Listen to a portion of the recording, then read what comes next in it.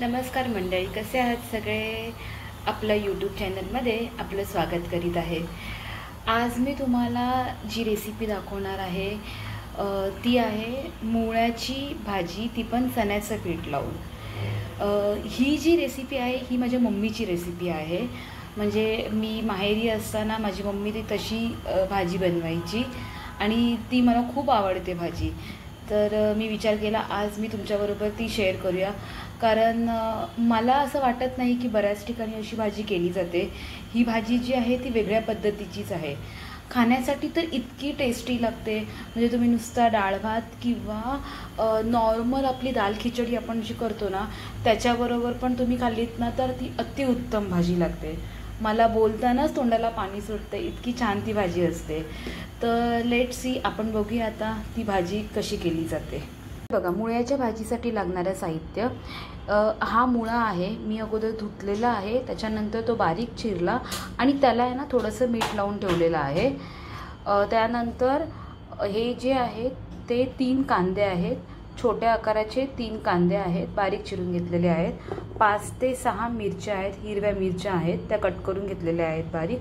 हे जे आहे ते तांदळाचं पीठ आहे. थोडंसंच तांदळाचं पीठ आपल्याला घ्यायचं आहे, म्हणजे 2 टेबलस्पून तुम्ही घेतलं तरी चालेल. ही थोडीशी हळद घ्यायची आहे आणि चण्याचं पीठ आता मी हे 1 बाऊल घेतलं आहे. पण मी जेव्हा ते भाजीला लावणार त्या पद्धतीने आपल्याला ते वाढवत जायचं आहे. तर मुळ्याच्या भाजीचं हे साहित्य आहे. आता आपण कृती बघूया.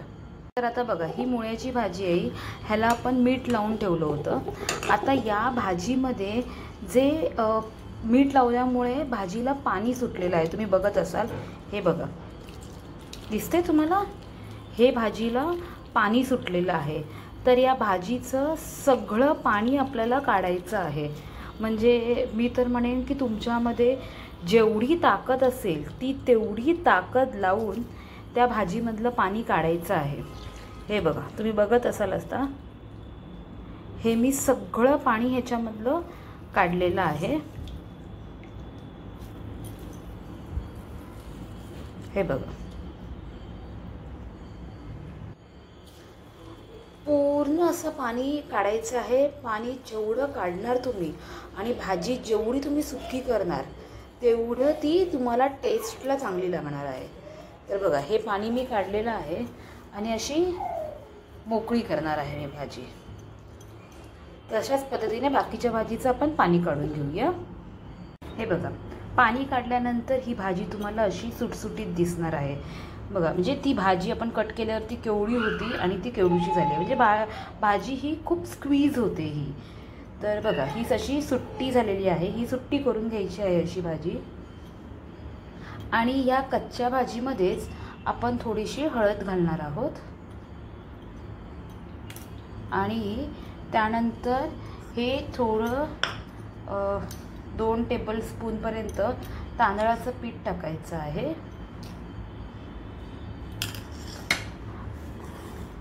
हे थोडंसं मिक्स करून घ्यायचं आहे आणि त्यानंतर ह्याच्यामध्ये चण्याचं पीठ टाकायचं आहे. हे बघ, चण्याचं पीठ थोडं जास्त टाकायचं आहे. जेवढं तुम्ही टाकाल चण्याचं पीठ ना तेवढं त्या भाजीला टेस्ट तुम्हाला चांगली येणार आहे.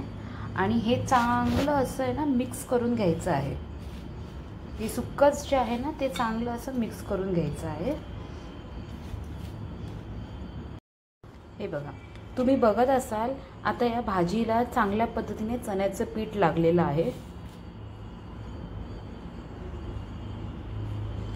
बघा, हे अशा पद्धतीने चण्याचं पीठ त्या भाजीला लागलं पाहिजे. चांगलं असं फोडून फोडून त्या भाजीला चण्याचं पीठ लागलं पाहिजे, अशी ती भाजी पूर्ण फोडायची आहे.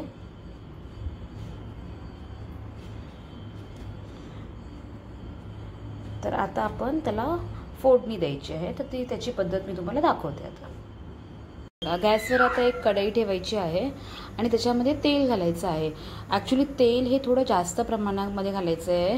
ह्या भाजीला तेल थोडं जास्त लागतं, तर तेल थोडं हे जास्त प्रमाणामध्ये घालायचं आहे. तेल गरम होऊन द्यायचं आहे. तेल गरम झाल्यानंतर त्याच्यामध्ये आपल्याला कांदा आणि मिरची घालायची आहे.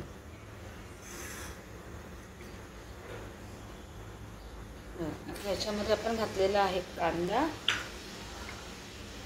आणि हिरवी मिरची.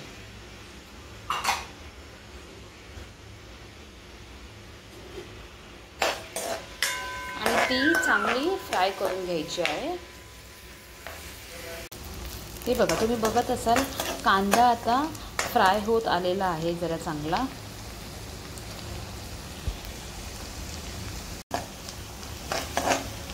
बघा, चांगला फ्राय होत आलेला आहे कांदा.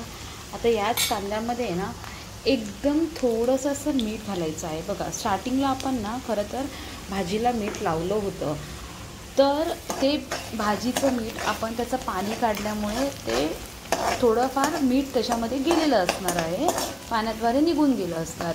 तर आता आपण किंचित असं थोडंसं टाकलं आहे. जास्त टाकलं तर ते खारट होणार, तर म्हणून ते थोडंसं टाकलेलं आहे.